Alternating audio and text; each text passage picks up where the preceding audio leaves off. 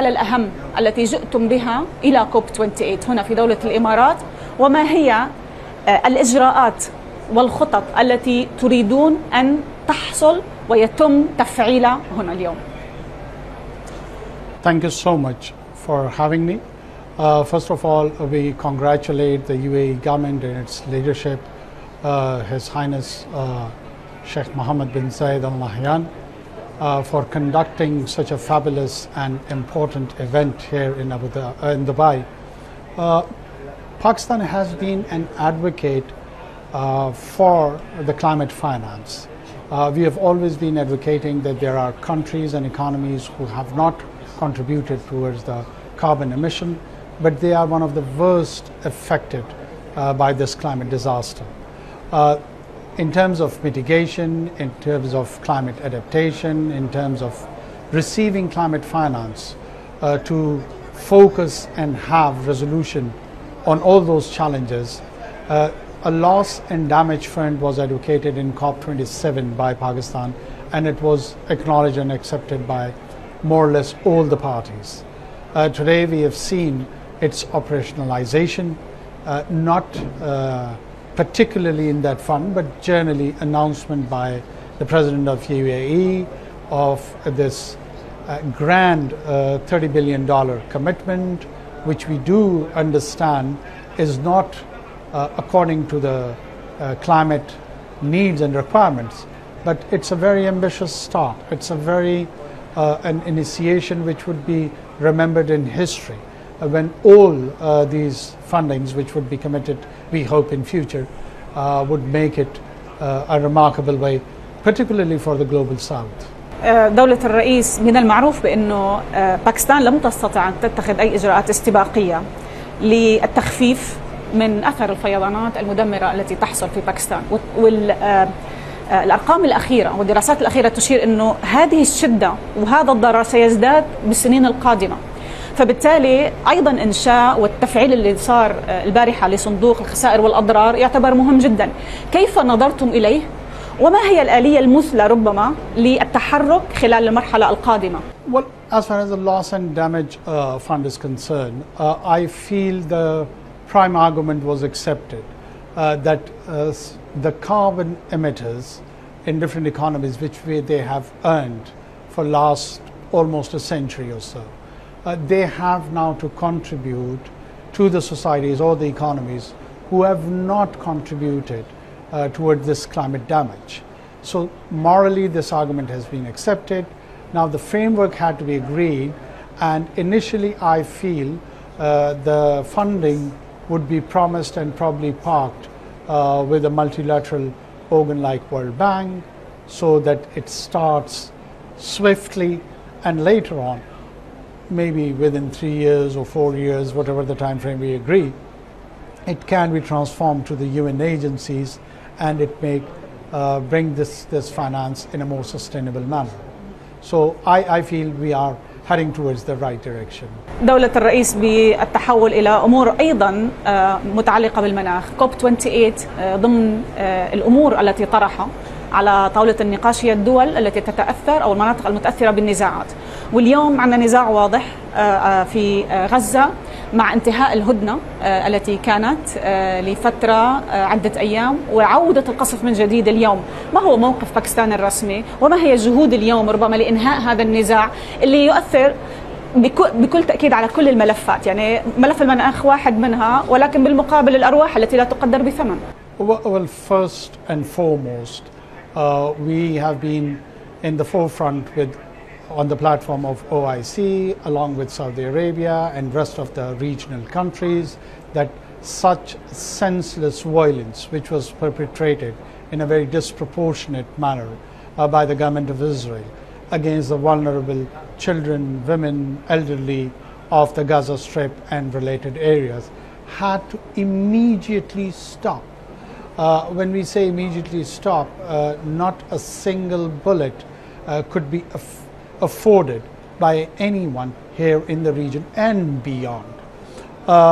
If it does not stop here, it can engulf throughout the region, maybe Egypt, Syria, Jordan, and probably there won't be any limit to that. The creation of the humanitarian corridor is the second most important thing. And there are diversified views Pakistan does understand in the region about different players. But we feel that eventually there has to be a two-state solution on pre-1967 borderlines, along with the East Jerusalem as its capital. And for any population which be on the either side, if someone has to or want to make them accountable, there has to be a responsible and accountable government. You cannot make non-state actors accountable for any sort of actions which are acceptable in the international norm. For that, you have to have a government. And this is the prime reason that Pakistan, along with all the regional partners, we are in support of this idea of a two-state solution. There has to be a Palestinian government which is responsible for its domestic population, which it is responsible for taking on external aggression, for providing the social services to its populace, turn itself into a viable and sustainable government. That is the eventual solution, and we all should push and realize and work towards that outcome. الموقف واضح، ولكن سؤالي هنا ضمن هذه الجهود ضمن مجموعة الدول التي تحدثت عنها، هل ترون أن هناك تقدم على هذا الملف أم لا فعليا؟ Well, we are in conversation on multilateral forums, on bilateral manners with different governments, and I see that there is a convergence of interest when it comes to particularly the Arab and Islamic world. And I feel there would be a more unified stance despite viewing all the situation in a different manner by few governments. Even then, I feel that there would be a convergence of interest and approach both towards this immediate challenge, because the situation by the Israeli government has exacerbated so much the already worsened situation, and I feel they have compelled everyone and all in the region and beyond to come up and stand with the oppressed people of Palestine and talk about and raise their voice and make a call for a final solution of Middle East situation, Palestinian question. دولتك في ملفين مهمين، أيضا يمكن ملف اللاجئين الأفغانيين في باكستان. أريد أن أعرف أين نحن من هذا الملف اليوم بعد الإقرار الأخير اللي تم من الحكومة على مغادرتهم البلاد. Well, we have got few categories of Afghan nationals in Pakistan. Pakistan has been a host to Afghan refugees for almost 50 years. We share culture with them, we share borders with them, we share religion with them, and we do know our obligations vis-a-vis refugees.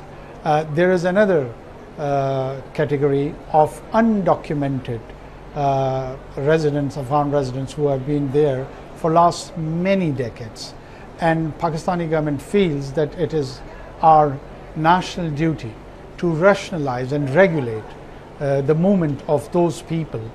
If they leave or enter our borders, that movement should be regulated, and it should have some sort of documentation which is accepted by both the governments. And this is what exactly we are trying to do, because they were huge in number, more than 1 million.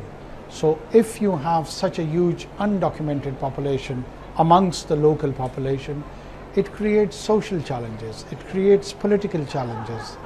Even it has now implications for the kind of terrorism we are facing. So it was a prime duty upon the national government of Pakistan to respond to those challenges and try to resolve and give solutions which would be primarily better for our own population, and in a way it would help out and rationalize the future interaction of the undocumented Afghan nationals also. دولتك ملف آخر هو علاقة باكستان بالجارة الهند. ملف يعتبر أنه أي توتر في هذه العلاقة يقلق المجتمع الدولي لما له من تأثير على الملفات والتوافق بشكل عام. سؤالي لك اليوم، كيف تبدو العلاقة مع الهند وكيف هي منصات التواصل معها؟ كيف تستطيع أن تصفها لنا؟ Well, the situation with India is complicated. We have a core issue of Kashmir, which is unresolved since 7 decades. We've got our claim on Kashmiri people and that part that it is an integral part of Pakistan. We need to resolve them according to the United Nations Security Council resolutions. This has been consistent and stated position of Pakistani society and state. In my humble opinion, peace and resolution of issues cannot be imposed on small nations or big nations. It has to be desired from within. Peace can happen when the South Asia's people would desire for it. They would look for it. It is not just for the leadership. It is for these two vibrant societies and almost 1.5 billion Indians and around 20 million approximately Pakistanis. I at times do see a desire on the side of Pakistan to have peace. But the question remains that whether same manner of desire would be reciprocated by our Indian counterparts has need to be seen. Peace can be sorted, one can seek peace, but one cannot beg for peace. And Pakistani would never be begging for peace. But yes, if an opportunity comes, we would mull over it, we will take it in a dignified manner, and we will see that how can we club in with the idea of justice and translate it to the betterment of both the countries, be it Indian nationals or Pakistani citizens. كل التوفيق لكم. باكستان دولة مليئة بالفرص وهي تستحق السلام وكل الدعم. شكرا جزيلا لك رئيس وزراء باكستان أنوار الحق ككار على وجودك على شاشة سكاي نيوز عربية اليوم. Thank you for having me.